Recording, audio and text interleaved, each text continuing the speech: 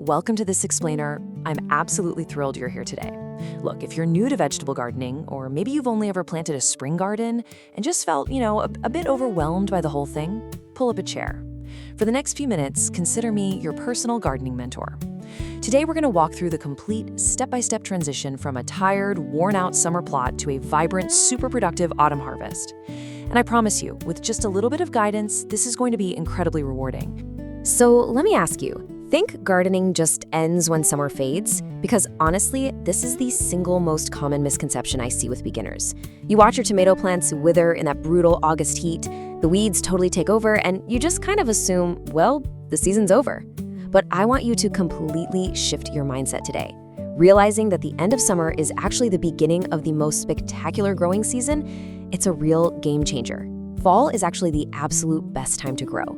There's this fantastic quote from our source material that says, "October is a wonderful month to be gardening. Seeds love to germinate." And man, that just perfectly captures the magic of the autumn garden. As those blistering summer temperatures finally start to cool off and the angle of the sun shifts, fall becomes just an incredibly rewarding time to get your hands dirty. You aren't battling the extreme heat, bug pressure drops way down, and your seeds absolutely thrive in those perfectly balanced conditions. Okay, let's dive into this. Here is our step-by-step roadmap. Number 1, transitioning the summer garden. 2, building healthy fall soil. 3, timing seeds and transplants. And 4, the best beginner-friendly greens.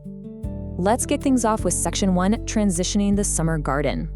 All right, before we can plant those beautiful fall greens, we've got to deal with the reality of what's currently sitting out there, right? The wilted summer crops, the overgrown stalks, just tired plots.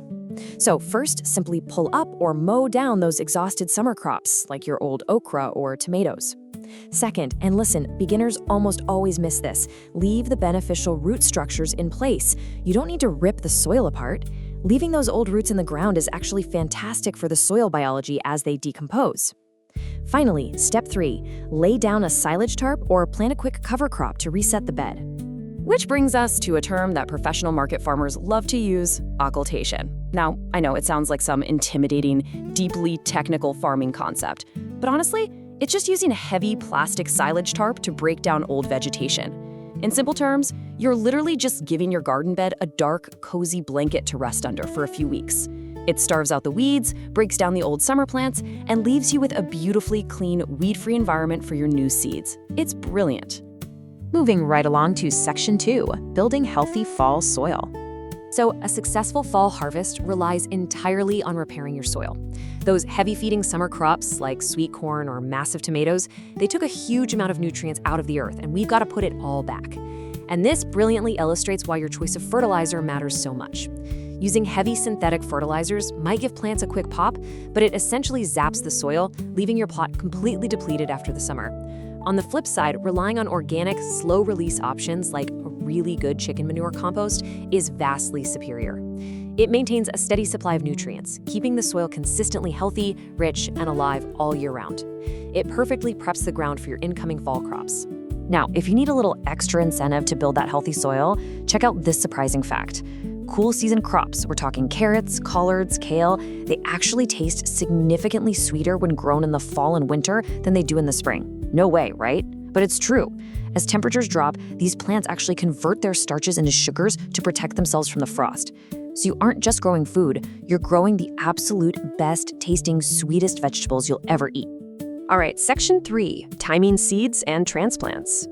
As a mentor, I can tell you for sure that timing is, without a doubt, the biggest beginner hurdle. It's literally the #1 reason people fail. So let's break our crops down into 2 camps to guarantee you get some wins. First up, the crops that absolutely must be transplanted.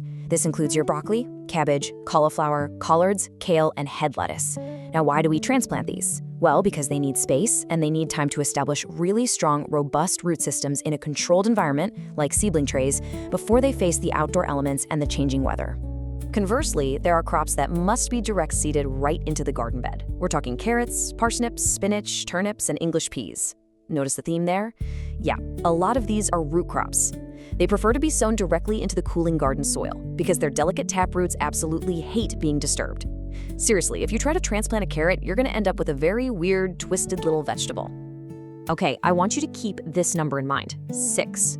You need to give yourself about 6 weeks to grow those nice transplants in a tray before they're ready to actually go out into the main garden.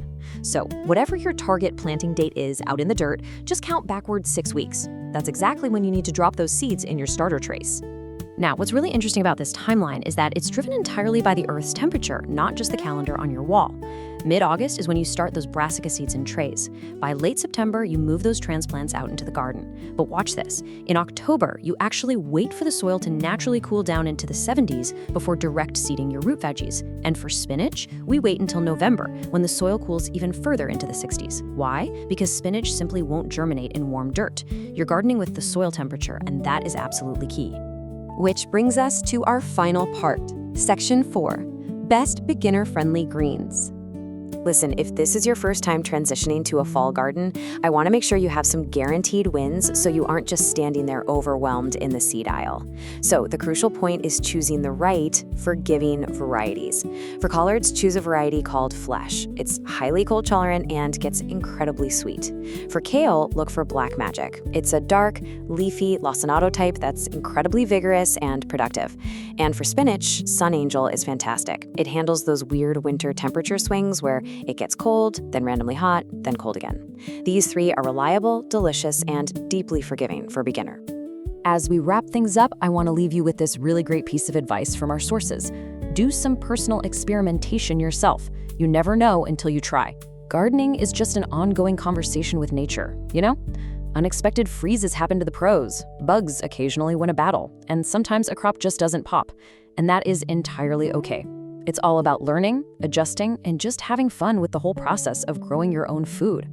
So, what does this all mean for you? Are you ready to get your hands dirty this fall? You've got the roadmap, you know exactly how to prep your soil, you have your planting timeline, and you've got your foolproof beginner varieties. Please don't let that garden sit empty this season. But think about this. If fall is just the beginning, what could you be harvesting in the dead of winter or even next spring? There is a whole world of year-round growing waiting for you. Get out there, start your autumn transition, and we'll see you next time on The Explainer.